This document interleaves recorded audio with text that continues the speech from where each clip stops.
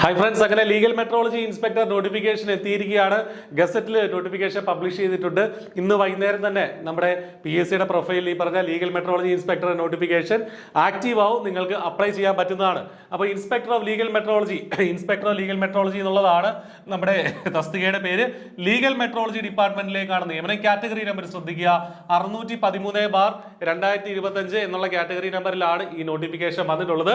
43,400 മുതൽ 91,200 വരെയുള്ള ഏറ്റവും മികച്ച ഒരു സ്കെയിൽ ഓഫ് പേയിലാണ് ഇത്തവണത്തെ ഇലീഗൽ മെട്രോളജി ഇൻസ്പെക്ടറുടെ നോട്ടിഫിക്കേഷൻ വന്നിട്ടുള്ളത്. നമ്പർ ഓഫ് വേക്കൻസികൾ കൃത്യമായിട്ട് പറയുന്നില്ല. പ്രതീക്ഷിത ഒഴിവുകൾ, ആന്റിസിപ്പേറ്റഡ് വേക്കൻസീസ് എന്നാണ് പറയുന്നത്. പക്ഷെ നമുക്കറിയാം ഒരുപാട് നിയമനങ്ങൾ നടക്കുന്ന പോസ്റ്റാണ്, നമുക്ക് വലിയൊരു ഓപ്പർച്യൂണിറ്റിയാണ്. അപ്പോൾ ഏജ് ലിമിറ്റ്, ഇതുമായി ബന്ധപ്പെട്ട് കുറെ പേർക്ക് സംശയങ്ങൾ ഉണ്ടായിരുന്നു. ഏജ് ലിമിറ്റ് എത്രയാണെന്നുള്ളത് 36 വയസ്സ് വരെയുള്ളവർക്ക്, ജനറൽ കാറ്റഗറിയിൽ 36 വയസ്സ് വരെയുള്ളവർക്ക് ഈ പരീക്ഷയ്ക്ക് അപ്ലൈ ചെയ്യാം.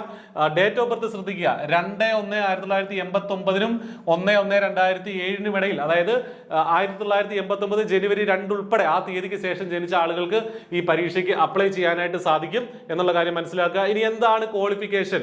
കേരളത്തിലെ ഏതെങ്കിലും സർവകലാശാല നൽകിയതോ അംഗീകരിച്ചതോ ആയതും ഫിസിക്സ് ഒരു വിഷയമായതുമായ സയൻസ് ബിരുദം, അതായത് BSc, അതായത് സയൻസ് ബിരുദം, അതിൽ എന്തൊരു വിഷയമായിരിക്കണം?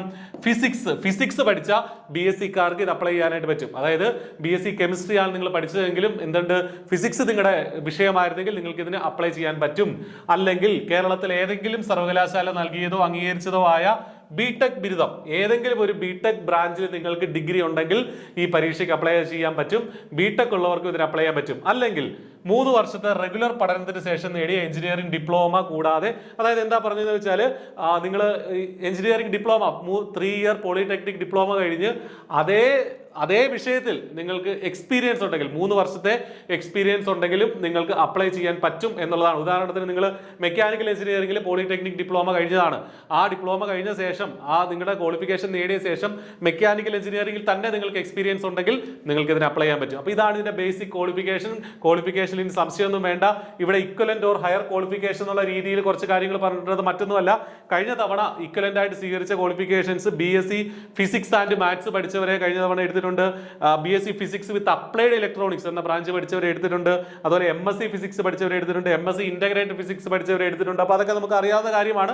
ഫിസിക്സ് പഠിക്കണം എന്നുള്ളത് മാത്രമേ ഉള്ളൂ. അപ്പോൾ അതിനകത്ത് മറ്റ് കൺഫ്യൂഷൻസ് ഒന്നും ആവശ്യമില്ല. എന്താണെങ്കിലും നോട്ടിഫിക്കേഷൻ വന്നു. ലാസ്റ്റ് ഡേറ്റ് ഫെബ്രുവരി 4 ആണ്. ഫെബ്രുവരി 4 മുമ്പ് നിങ്ങൾ ഈ പരീക്ഷയ്ക്ക് വേണ്ടിയിട്ട് അപ്ലൈ ചെയ്യേണ്ടതാണ്. അപ്പോൾ നോട്ടിഫിക്കേഷൻ പ്രൊഫൈലിൽ ആക്റ്റീവ് ആയാൽ ഉടനെ തന്നെ അപ്ലൈ ചെയ്യുക. I+ ഈ പരീക്ഷയ്ക്ക് വേണ്ടിയിട്ട് ഏറ്റവും ഇന്റൻസീവ് ആയിട്ടുള്ള കോച്ചിങ് സ്റ്റാർട്ട് ചെയ്തിട്ടുണ്ട്.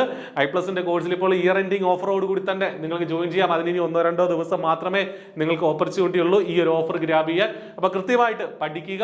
ലീഗൽ മെട്രോളജി ഇൻസ്പെക്ടർ എന്നുള്ള ഒരു യൂണിഫോം പോസ്റ്റിലേക്ക്, ഇതിനകത്ത് കുറെ പേരുടെ സംശയമാണ്, ഇതിന് ഫിസിക്കൽ സ്റ്റാൻഡേർഡ്സ് വേണോ? അങ്ങനെയൊന്നും വേണ്ട. ഇതിന് മറ്റ് ഫിസിക്കൽ സ്റ്റാൻഡേർഡ്സോ വിഷന്റെ പവറോ അതൊന്നും പറയുന്നില്ല. അപ്പോൾ നിങ്ങൾക്ക് ഈ എഡ്യൂക്കേഷൻ ക്വാളിഫിക്കേഷൻ കറക്റ്റ് ആയിട്ടുണ്ടെങ്കിൽ നിങ്ങൾക്ക് ഇതിന് അപ്ലൈ ചെയ്യാനായിട്ട് സാധിക്കും. പഠിക്കുക എന്നുള്ളതാണ് ചെയ്യേണ്ടത്. അതിന് I+ നിങ്ങൾക്കൊപ്പം ഉണ്ട്. അപ്പോൾ നന്നായിട്ട് പഠിക്കുക. All the best. Thank you.